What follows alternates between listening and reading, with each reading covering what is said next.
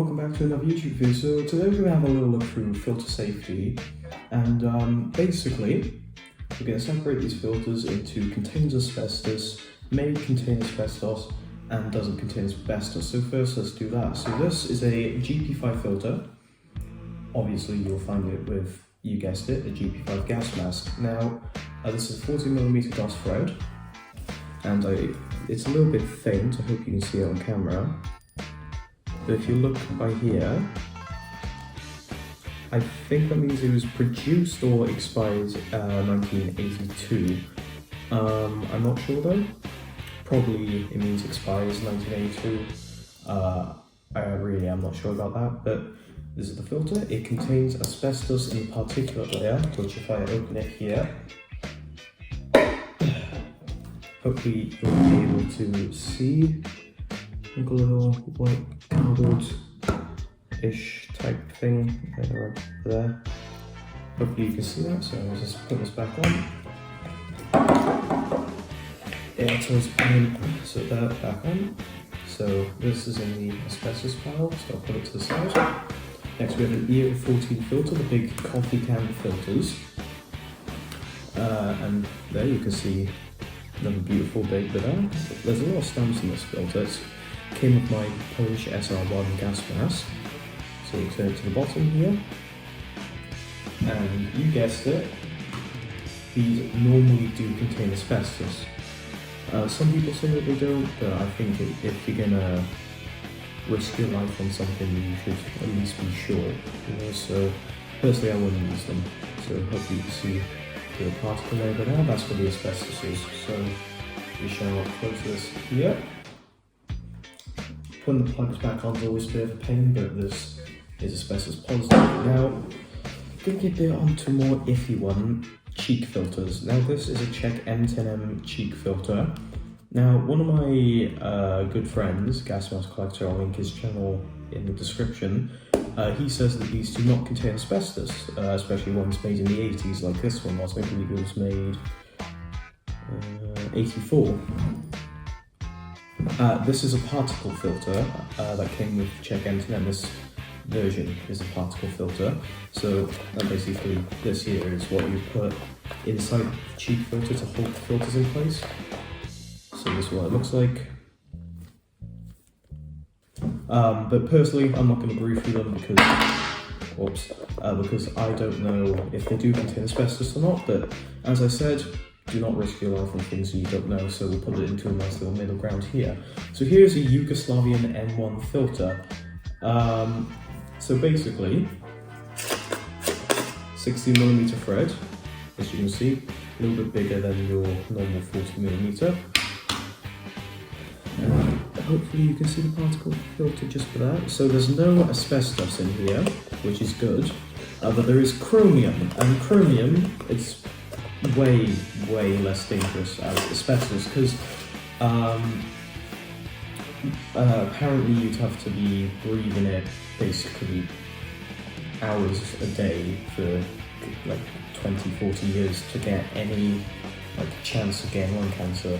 So yeah, it's not as dangerous, but if your filter's leaking, then I wouldn't use it. Same goes with this French CFF4 filter, so I'll quickly go like that. As you see, I put an extra particle filter there because it's leaking charcoal. It won't do much because it's just a crappy COVID mask, but it's better than nothing. And you can't really see the particle filter all that well. You probably won't be able to see it at all, but I mean, I can just about make it out. I'll be right back with a piece of paper and I'll show you what to do to test if your filter is leaking. So, I'm back and I got a nice white cotton pad. So basically, how you would test if the filter was leaking, so let's get a GP5 filter. So screw it off, there you can see by here. So, I'm going to put it on my hand so I don't accidentally break the glass table, but basically, get the filter like that. Put it on there and you give it a couple taps. I like to do 5 taps, so like 1, 2, 3, 4, 5. Then I normally give it like another 5, just because 10, 2, 3, 4, 5. just like that. And you can see, right, hopefully you can see it, but you can see little bits of black on the cotton. This means that it's leaking charcoal. And breathing in charcoal isn't as dangerous as breathing in asbestos, but still, it's not that good for you.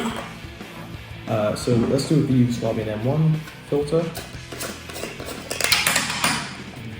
This one, I think, it's coming off my hand right now, but like it only just started to leak. I'll turn it over so I'm not using the same side. So there. You can see big clumps for there. So, but that is a bit of paint, but you can see it is leaking charcoal as well. And I think, look, it perfectly fits in 60mm. So, in theory, that would be good, but I don't think it would be enough to stop charcoal. It might, but you never know. I'm not going to risk it. This is a particle filter, so it shouldn't have charcoal. And now let's test an EO14. So 1, 2, 3, 4, 5, 6, 7, 8, 9, 10.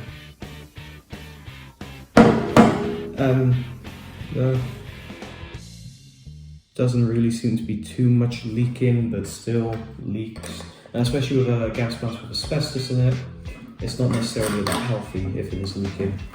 Now, one thing I want to touch on quickly, World War II gas mask filters. Basically, I only have one World War II gas mask filter, and it's in my garage just outside, because my parents are a little bit paranoid of asbestos. I think it is dangerous, but regardless, it's in my garage, so I can't get it. But basically, it kind of looks something like that over there. And you should never wear them, even if you got like a proper full-on P3 pad on. No, like just don't. Blue asbestos isn't good, and most of them do have blue asbestos. And as well as that, they're just so old, even if they didn't have asbestos, you just wouldn't want to breathe through them at all. So yeah, don't even risk it with World War II gas masks. If you put them on and you hold your breath, you should be fine, but like, just don't wear the filter, it's easier. But basically, I guess I'll kind of wrap it up for this video. If I did get anything wrong whatsoever, please correct me.